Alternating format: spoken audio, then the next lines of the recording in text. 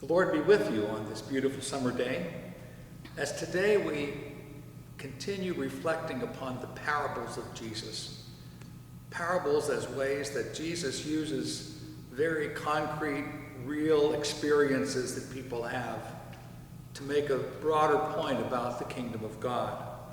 Today I want to look at two very short parables that are not separate from one another, but really make a similar point. It's the parables of the treasure and the pearl. Let me read them, only a few verses.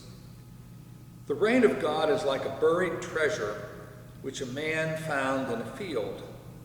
He hid it again, and rejoicing at his find, went and sold all he had and bought that field. Or again, the kingdom of heaven is like a merchant's search for fine pearls. When he found one really valuable pearl, he went back and put up for sale all that he had and bought it. I'm sure you're familiar with these parables, and you might think, well, they're pretty self-explanatory. The gold and the treasure and the pearl are images of the reign of God, the kingdom of God. Let's look more closely and see what Jesus is trying to tell us. First, he says that the reign of God is like a buried treasure. It's like the search for fine pearls. So it's not something that we gain at the end of a journey or at the end of our seeking, but it's something that involves our commitment. Look at the two characters in this story. One is a day laborer working in the field, and at that time people did not have Mid-State Bank in which they could keep their treasures, and so they would bury them. And this fellow is working in a field, and he finds a bag of gold. And we can only imagine how excited he was. So he's a poor man. But then you have this merchant in search for fine pearls. He seems to be a wholesaler. So he's traveling about, we don't know how far he travels, perhaps even to other countries, looking for the really good pearl. And what Jesus is saying by using these two stories together is that rich and poor alike are called to the kingdom of God. Another thing we notice about these two men in their encounter with riches is that it happens suddenly. He's digging along, and all of a sudden, there is this pot of gold.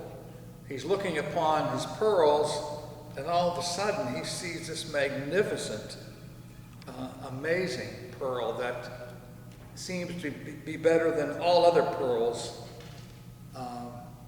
that are there. So on the one hand, you have the pearl searcher, if you will, doing this intentionally. He's looking for something, and he finds it. For the day laborer, it's absolutely a surprise to him that he comes across this gold. Now, for both of them, as they encounter these riches, it's a chance of a lifetime. Here, this man, this poor day laborer, decides to do something which, if we look at it carefully, might seem like robbery. He knows something about the field and knows that there's treasure there. He doesn't tell the owner, sells his goods, but there is something amazing about this discovery that he's made, and so off he goes to claim it.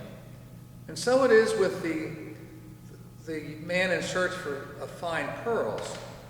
He gives up everything that he has, sells all that he has to buy the pearl. Whether he had anything left over, he certainly would have been a wealthy man. But they both go for broke. They both commit themselves to this treasure that has come into their hands. I think Jesus wants us here to look at the way in which we can give everything for the reign of God. That when we discover Christ, when we discover the person who gives meaning to the whole of our lives, when we discover the one who gives us unimaginable joy in serving him, we are ready to make sacrifices. We are ready to turn aside from our other pursuits and say, I have found the pearl of great price. And so we want to notice in these two brief parables the great joy that these men had in their discoveries, which are meant to show us the joy that is to be ours in our discovery and our encounter with the reign of God, with his church. With unimaginable joy, we embrace the kingdom of God. It changes lives. Surely that's the case with the merchant and the day laborer. It changed their lives, and the story, in the end, gives us yet another glimpse, as all of the Gospels do, of how generous God is. Remember when Jesus fed the 5,000? There's a superabundance of goodness and grace that comes from Christ, that comes from our experience of the reign of God. So these two, the story of the day laborer finding the bag of gold, the man with the pearl, that's you and that's me, seeking to follow Christ more closely, moved to delight in what Christ offers us, feeling the overabundance of his grace for us. And we know that both, because of their zeal for the kingdom of God, would have gone on their way, but living a new and different life, enriched by their encounter with the living Christ. God bless you and your loved ones as we continue this week of the parables.